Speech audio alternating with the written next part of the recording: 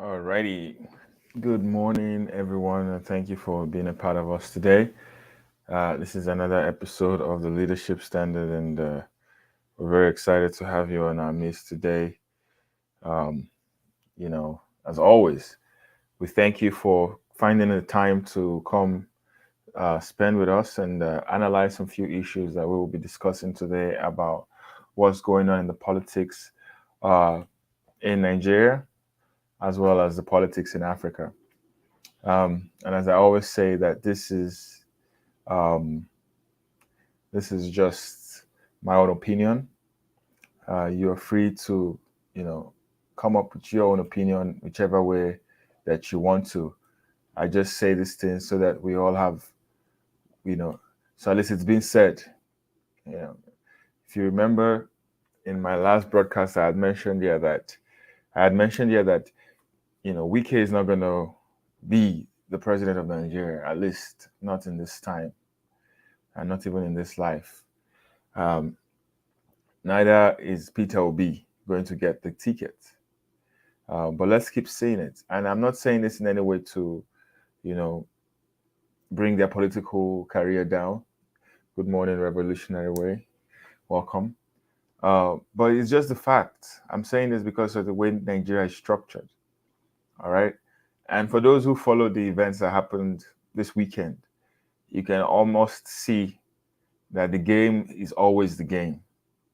And at the end of the day, you know, the people, organizations like IPOB, that have been saying some of these things from the get-go, it seems like right now they are being vindicated. They're being vindicated.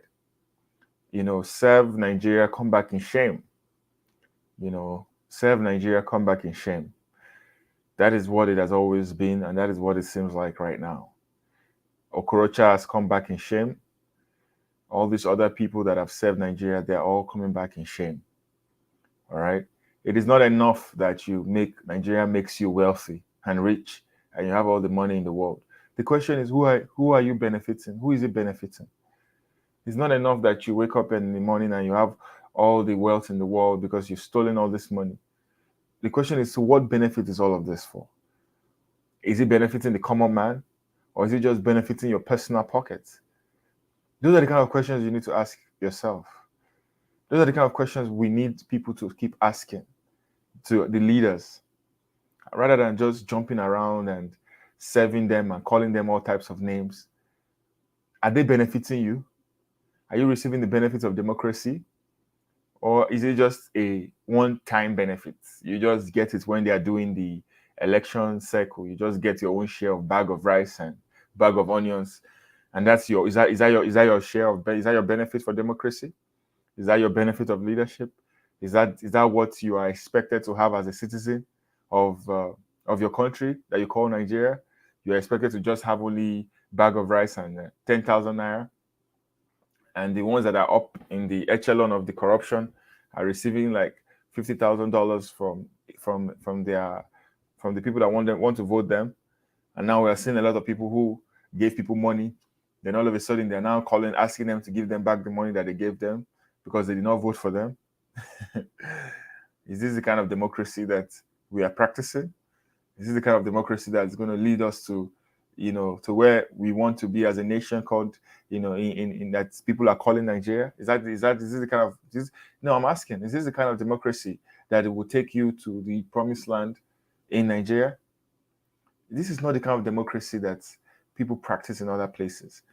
Nobody is practicing, beggy democracy in America or Europe. These are democracies that practice on standard, on policy. They talk about what's going on in the policy. How can we change immigration laws? How can we what's your opinion on taking people to Mars? Do you think we should spend money on taking people to Mars, or should we focus on what's going on? How do we create better gun regulations? How do we solve these problems? These are the kind of problems that people are looking to solving.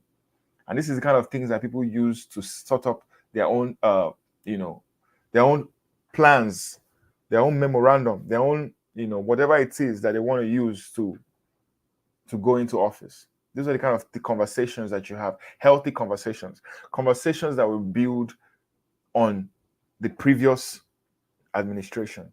Conversations that will help foster a community, not a conversation where it's, oh, are we only voting because of, the money is giving me. And you must always realize that whenever there's a failure of leadership, it stems from also a failure of the followers.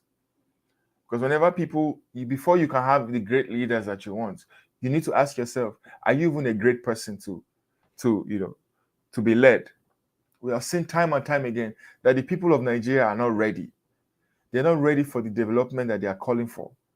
And they're not still ready to let the people that want to leave. And this is one of the things, these are some of the things we'll talk about today, as well as, Mazi Nnamdi Kanu's trial and some of the things that he's going through. But because you must understand that, exactly, you must understand that referendum is not a new thing. All right? Referendum is not a new thing. Most people always hear the word referendum and they think that it is something that is not practiced anywhere in the world. And there is only Biafra or Oduduwa nation that brought it up for the first time. And they are like surprised whenever they hear the word referendum. And whenever they hear Biafrans talking about referendum, the next thing they want to do is they want to go and kill them. They want to go and shoot them. They want to go and destroy their properties, their lives and properties. And you must understand that most Biafrans are Christians. They identify and they recognize themselves as Christians. And you must also understand that Christians in Nigeria are being targeted for their faiths. They're being targeted for their beliefs. They're being targeted for what they practice and for what they preach. All right? And that is one of the reasons why the Biafrans are also asking for referendum, because of the unjust targets that they have in their backs. Now, look at this. Referendum is not a new thing. For those who do not know, now you know. Referendum is not a new thing. It has always been spoken about before. And now let me tell you, even in the future, some other countries will still be looking for a way to break up from their own country. Because even in Europe, they have different people that make up different parts of Europe. Back then when there was the USSR, that is now broken up into Russia, Ukraine, and all of those things. It used to be called Russia. It used to be called USSR, the Soviet Union. But after it started breaking up, it started calling Russia, Czechoslovakia, Ukraine, Serbia. They started breaking up and having their own countries for peace to reign. And even till today, that in itself did not even, it has not even guaranteed peace. But the point of the matter is, at least they were still able to go back, decide what they want to do. We know what's going on right now with Russia and Ukraine. And that one is a story for another day. But the point is, if you read this article, it says Tunisia to vote on a new republic on July 25th. Tunisia will hold a constitutional referendum for a new republic on July 25th.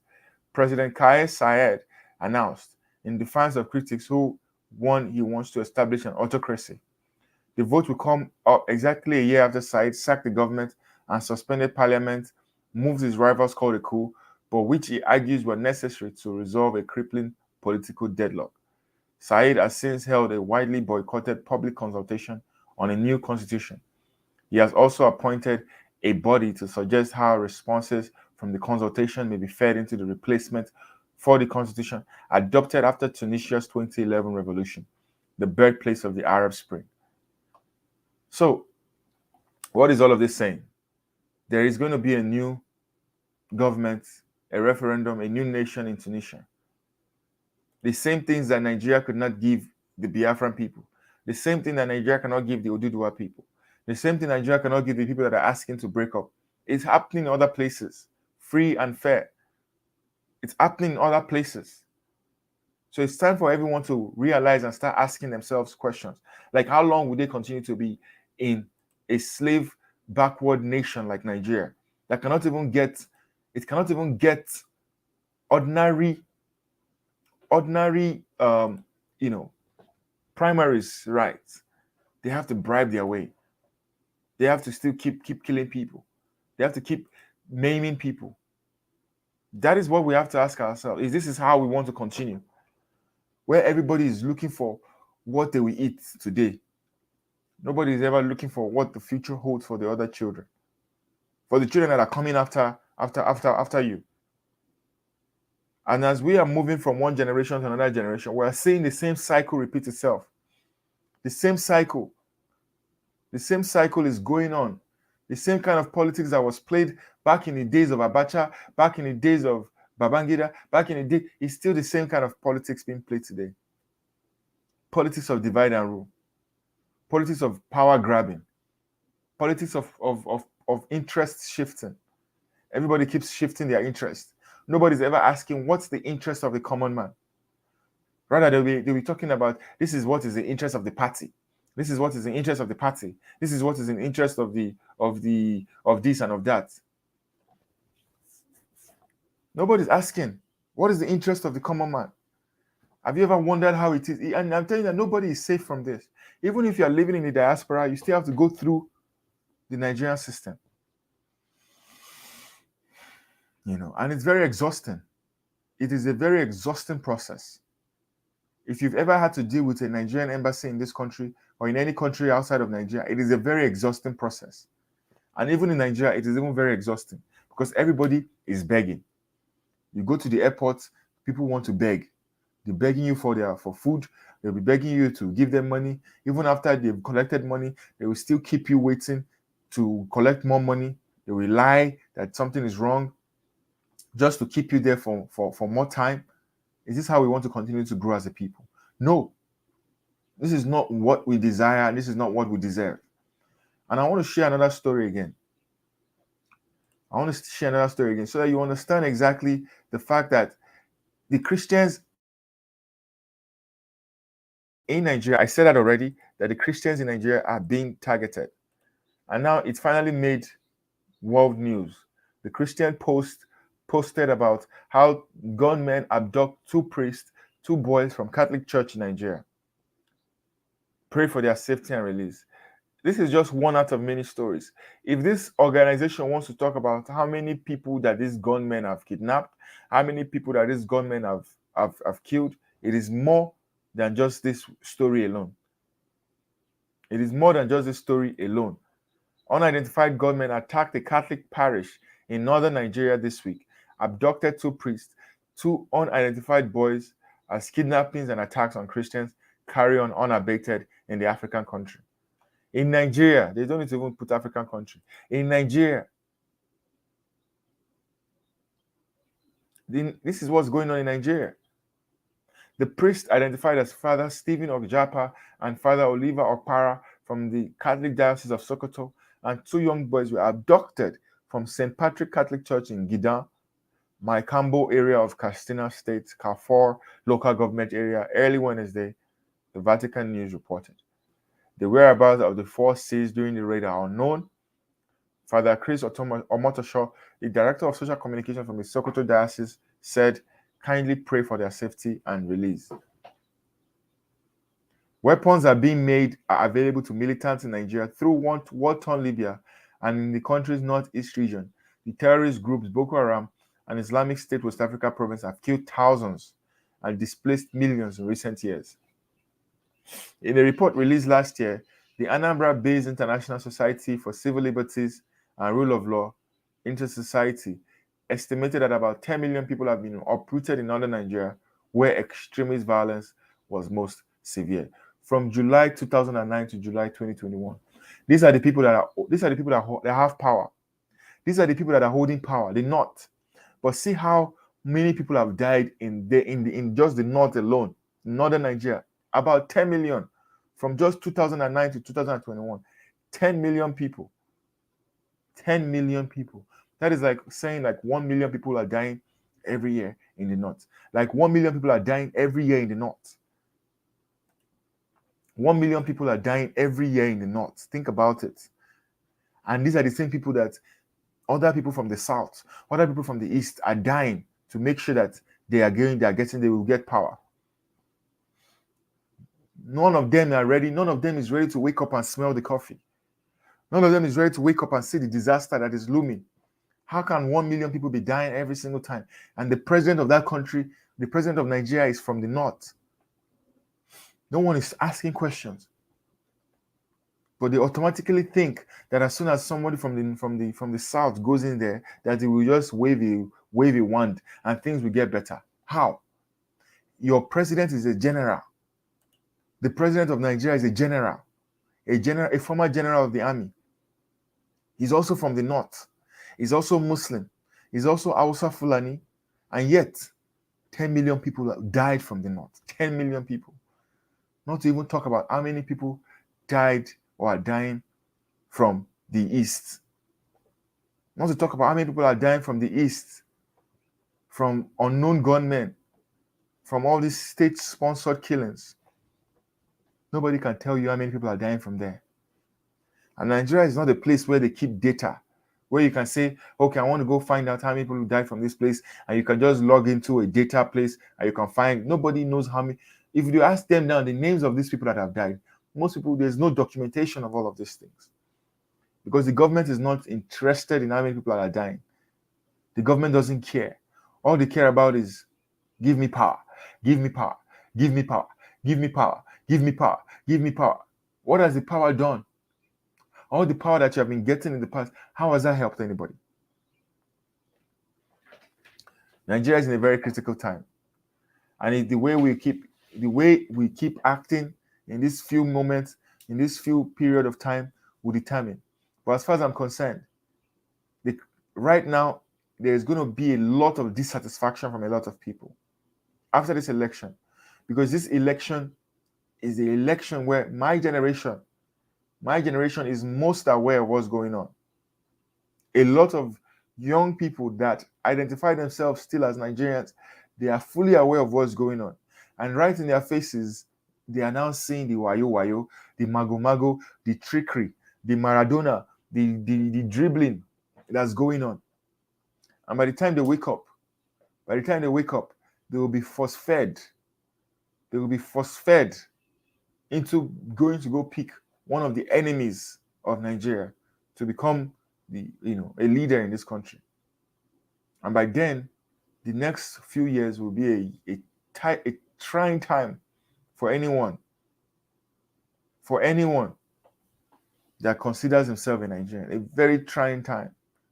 And just hope and pray that you have family abroad that can sustain you for the rough times ahead.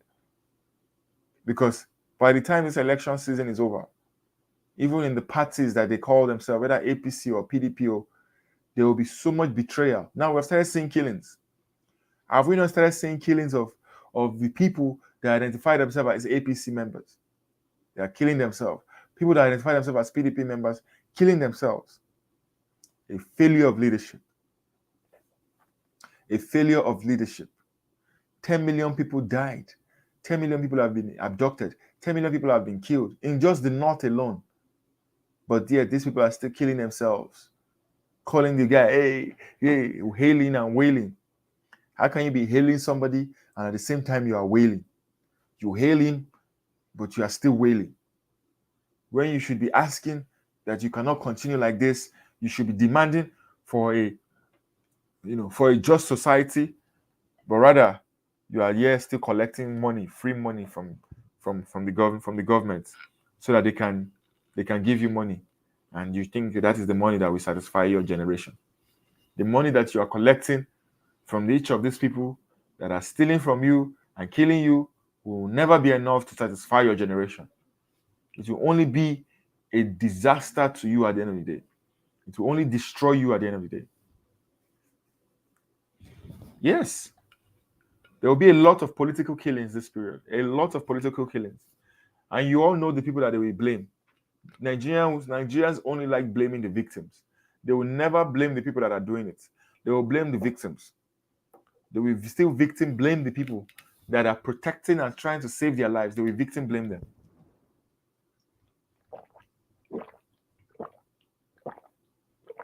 Excuse me. They will still victim blame them. They will never blame the people that have been causing this disaster, causing this problem. They will go and blame the Biafrans people who identify as Biafrans, people who identify as indigenous people of Biafra. They will be the ones to be blamed. They've always been the ones to be blamed anyways for all these killings going on. If the North was in Biafra land, they will still blame all those killings to the indigenous people of Biafra. They will still blame all the killings to them. If the North, let's say, was mistakenly sharing a border with the East, they will still blame them.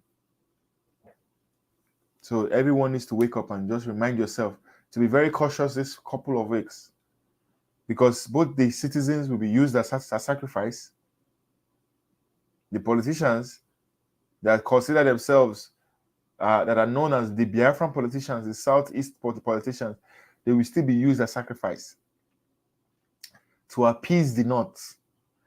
At the end of the day, one Nigerians versus the North, they will decide who is going to win. Everybody will still, at the end of the day, realize that even the North right now can never give up power. Never. They can never give. If they could not even give up power with PDP, they can never give up power with APC. They can never give up power with APC.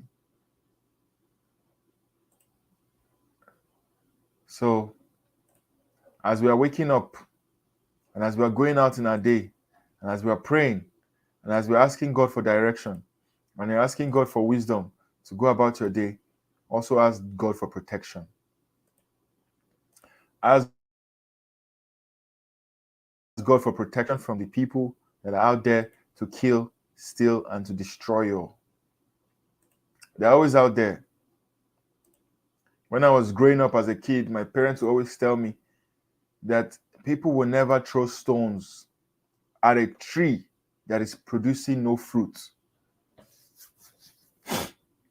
People will never throw stones at a tree that has no fruit. They will only want to throw stones at people that have a value.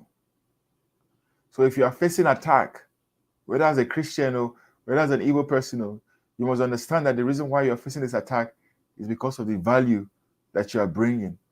And the enemy doesn't like people that bring value. But at the end of the day, they will all be tired. They will all be tired at the end of the day. All those people that are running around pursuing politicians for money, kissing their behind for money, you will still be tired. At the end of the day, you will still join your mates to go and protest when the time comes. When the people that you are kissing their buttocks for money, when they don't pay your salaries, when they don't pay your children's school fees or provide education for your children, or even open the universities, everybody will still go out there in the streets to go and talk and protest, both the delegates and the non-delegates. When the time comes, everybody's eyes will open. That it is not give me power, give me power, give me power, give me power, give me power. Wherever you go, wiki. Wherever you go, wiki, give me power. It is not about that. It is about leadership. Leadership. Leadership is a gift. Even when you look in the Bible, you will see exactly how Joseph in the Bible, when he became prime minister of Egypt, what did he do? Was he shouting, give me power, give me power, give me power? He came up with a strategy. As soon as the king of Egypt had a dream, and they were looking for who can interpret the dream, I said Joseph can interpret the dream. What did Joseph do? He started planning strategy on how to make this dream come to pass. And before people could say Jesus is Lord, they were able to save 7 years worth of food for the famine that was going to come. That is leadership. And not just that, they were selling the food to other nations. What is Nigeria selling to other nations? Apart from entertainment. Apart from entertainment, what else are we selling to other nations? What else can we boldly say that Nigeria has to offer other nations, apart from entertainment and apart from the strength of or will I say because of the suffering that most Nigerians have gone through in Nigeria when they travel abroad? They always have this doggedness to want to survive, to want to make it, to want to make home proud, to want to feel like They are making it to want to build homes, build houses, live large. And what else? What in the Nigerian politics has changed to today? This is a story about terrorists killed a groom and abducted a pregnant bride in Kaduna State. In Kaduna State, they killed a newly married groom, kidnapped his pregnant wife during an assault on Kagako local government area in Kaduna State. Can you imagine? And see what they said there. According to Adamu Jere, there was tension in the community as youth enraged and lamented that despite the combined security presence of military, divisional police office, and area command, they failure of leadership. Can you see it here? They failed to ward off the terrorists who operated for over 3 hours. 3 hours. We made several calls to the various security agencies on ground. They all ignored us. This is the second major attack on our community in the last 3 months, and we feel that the security agents stationed there are of no use to us. Right there, you can see it. You can definitely see it right there. Give me power. Give me power. No idea of what leadership is all about. No idea of what leadership is all about. No idea of what true leadership is all about. People are still being kidnapped. In that same knot, they are still being kidnapped. But yet, my people are not learning that the same knots are ready to continue to collect power, even if it requires that they die in the process. They don't care.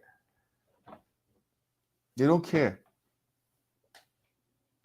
So if the North is powerful enough to want to keep holding power, but they cannot protect their own people, what makes you think that they will protect you? What makes you think they have your interest at heart? What makes you think so?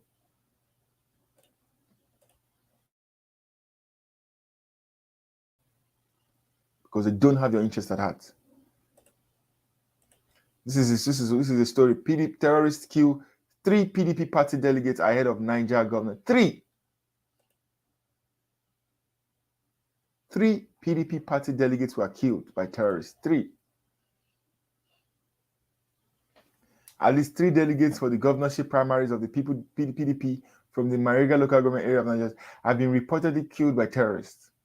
This was announced by the chairman of the electoral committee and deputy governor of Bayelsa State at the state PDP secretariat.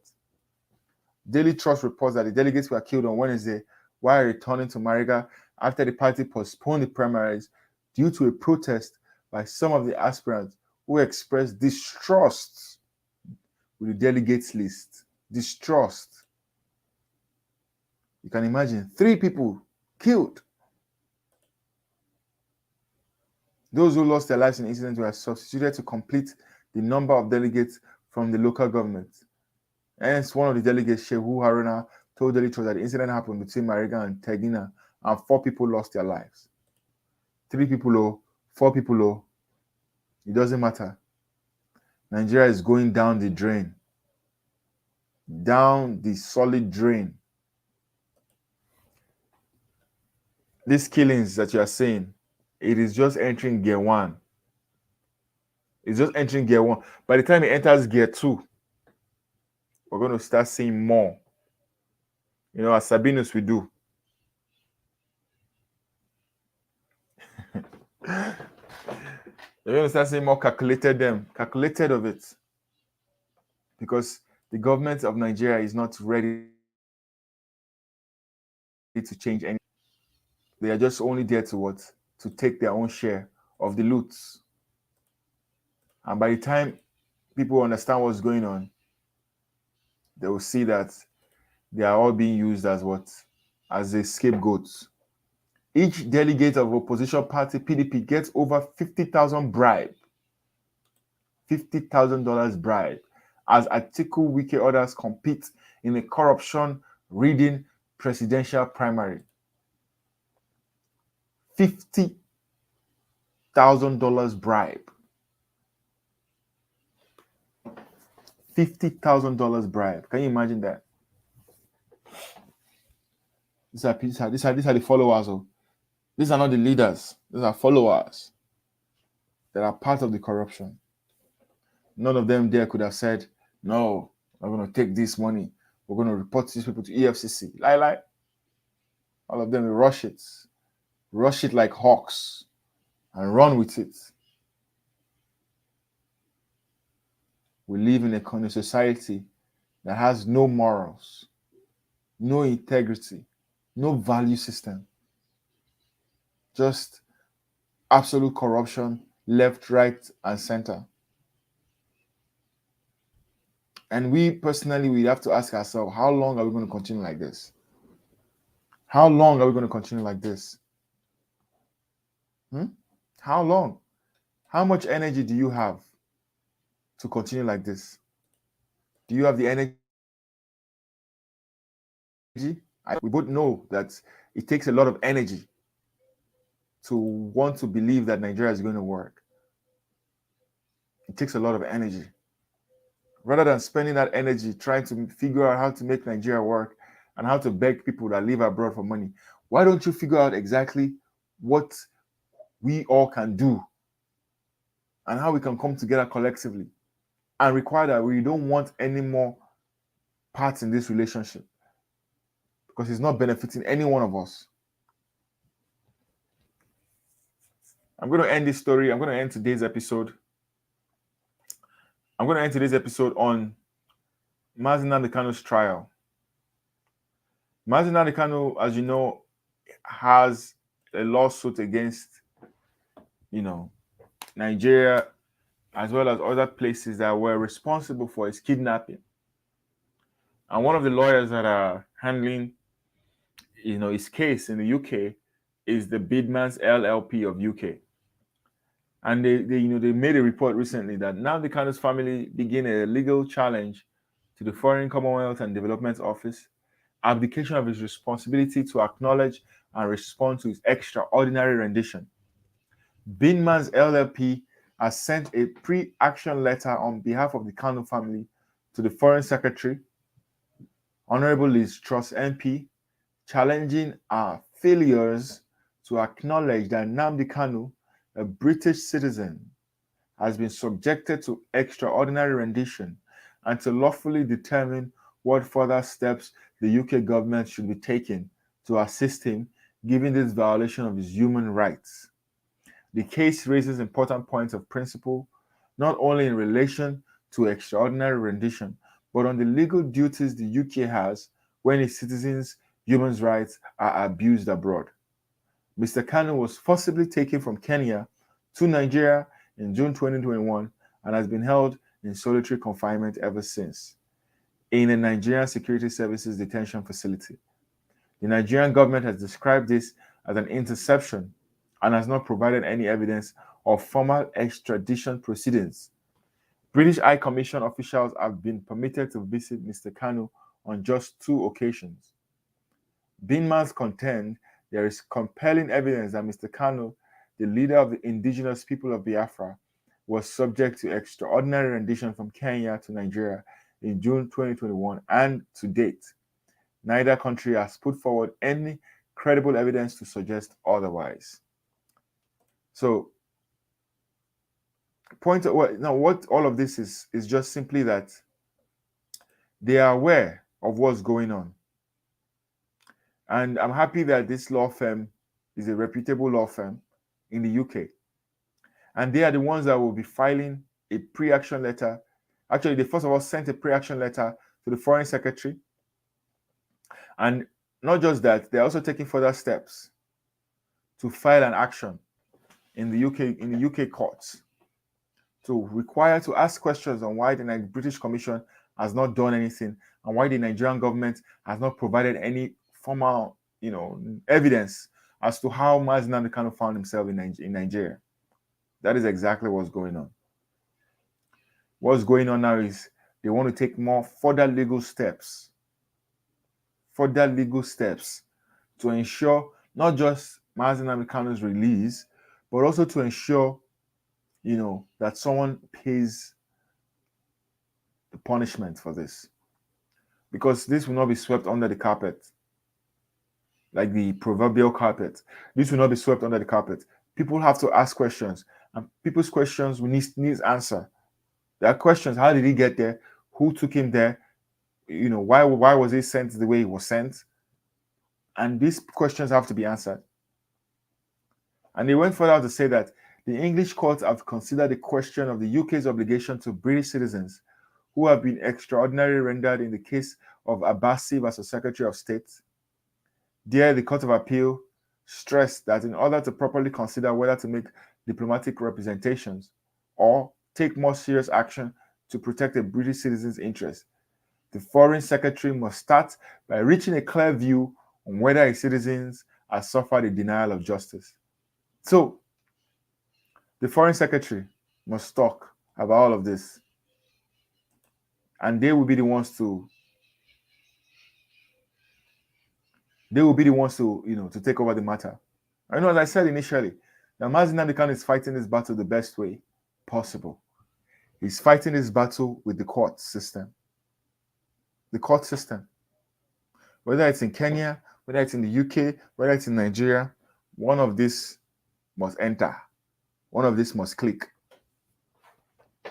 At least we've seen how it clicked in the Federal High Court in Abia State, where this same attorney, Aloy Ejimakor, got a 50 million naira lawsuit, a victory over the DSS, the Attorney General, and all these other people for the actions that happened in Mazi Nnamdi Kanu's home, with the killings and everything.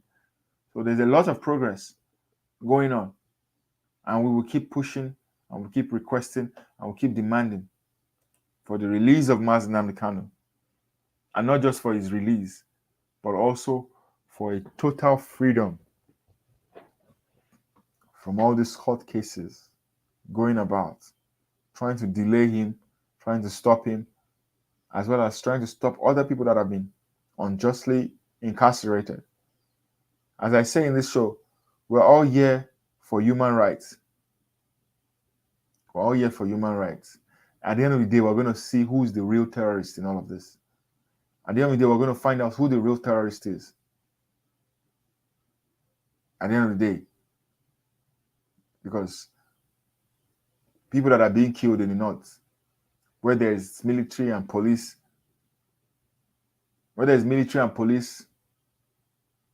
they are calling for help. They did not get help. Where military and police are, they're calling for help, no help. So who are you? Who are you? Their brother is the president. They are still calling for help, and there's no help. And they have military barracks around them, police stations around them. So you're on your own, pretty much. Nigeria will make you provide your own leadership, your own water, your own lights, your own borehole, your own food. They will make you do all of these things. By the time you are done doing all these things, you're exhausted. The government is not doing anything for you. The little one that you have, the government wants to take it. Yeah, they call 911. There's one particular story I saw of how they were shooting and killing in one particular place, and it was like armed robbers. And these people were calling for the police to come. The police did not come until the armed robbers left. They now came an hour after they have left. They now came an hour after they had left to come and do investigation. When they were doing the killings, these people were calling for help. They were not picking the call. You hear all types of ridiculous things. Oh, there's no water in the fire extinguisher. There's no fuel in the car. With our driver did not come to work today. Nobody knows how to drive this police car. Can you call us back when they've left? He might have come back by then. And even when you go to the station to go and report for things, they might want to twist it all over on you. Confusion, madness. This is not how you lead a country. Thank you, everyone, for being here today with me. I really appreciate you all. Revolutionary Way, Mazi Chisom. And for those who will be watching this broadcast after, please don't forget to like, don't forget to subscribe. This is the Leadership Standard. And we are here, twice a week, sometimes 3 times a week, where we talk about issues going on in the country and how we can make things better as a people. All right. I believe we already know what to do. But the people that are followers, the followers in Nigeria are even worse than the leaders in Nigeria. They are worse because they are the ones that are making sure that these leaders have the power and the confidence to keep raping you and to keep taking from you and to keep looting from you. You're giving them the confidence. The followers are giving these people the confidence. It is time for us as the followers to deflate this confidence. What is giving all these people this mind? These are the people that are meant to be serving you. What is giving them this mind to treat you this way they are treating you? What is giving them this mind to keep raping you and keep blaming you, the victim? What is giving them this mind? You are the one giving them this mind. You are the one giving them this mind. Stop giving these leaders all this mind. Stop giving them this confidence.